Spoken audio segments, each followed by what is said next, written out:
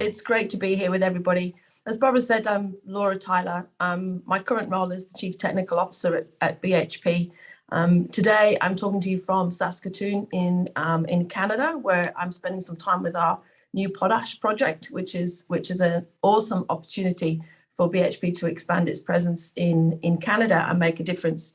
I do want to acknowledge that, so therefore I'm speaking from Treaty 6 First Nation lands today, and just acknowledge their connection to the country, and which is enduring and forever.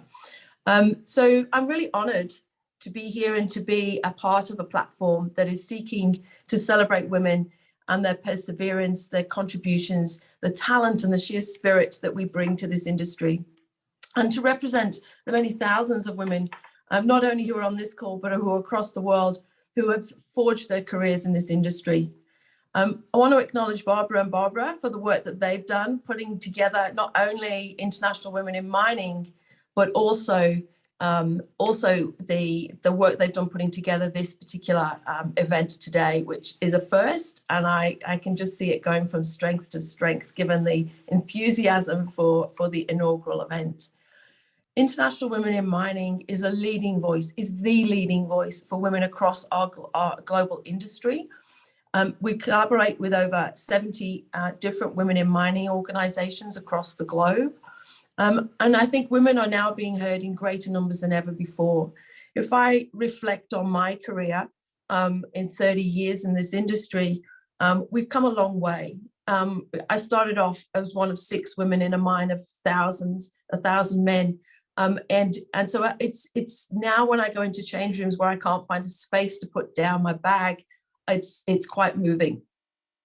But I do want to acknowledge that in order for us to get to where we've come from, to where we are now, we also have to acknowledge the partnership of so many of the men who've helped us along the way, who've stood in as mentors, sponsored us into roles, and given us the opportunity and the chance to show what we can really do and step up.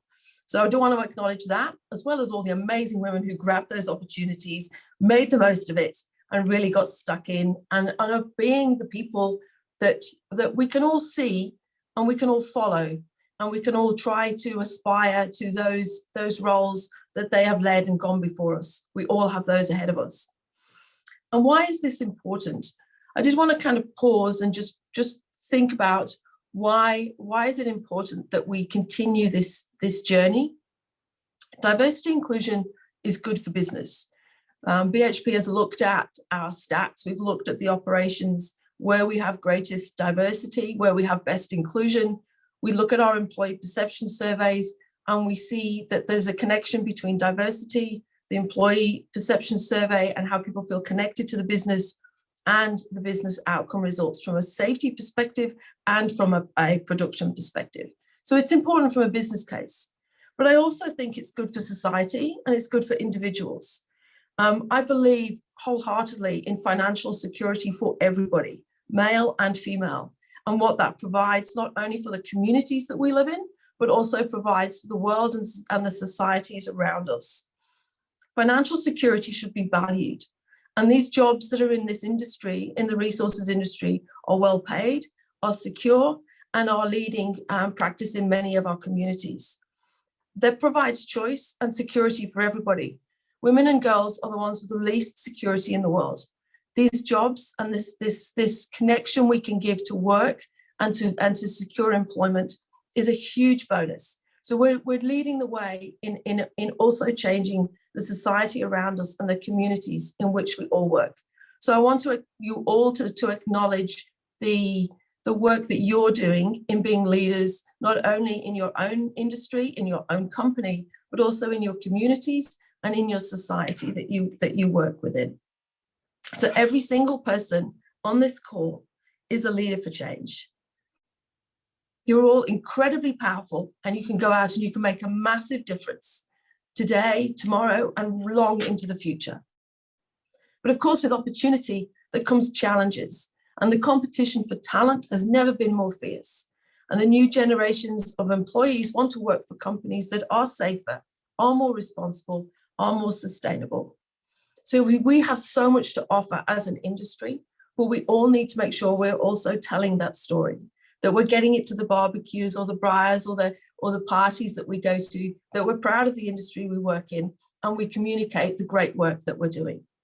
We all need to work with the educational institutions to make sure that people are coming along, understanding what we do, and are leaning into an industry that is so focused on the future and what we need for a decarbonised world. When I began my career in mining, I could never have imagined where it would take me. I'm a girl from the north of England. I grew up in a small marketing town, and to see what the world as I have seen it, so worked in some of the most amazing ore bodies, met some of the most amazing people, and lived in some of the most inspiring communities. It is just a opportunity that I never would have envisaged at 18 when I left home. So I think the best is still to come in our industry. We all need to lean in, and we all need to help Barbara to continue to share the message of the International Women in Mining Group, and particularly this inaugural Women in Mining Day, and celebrate that internationally.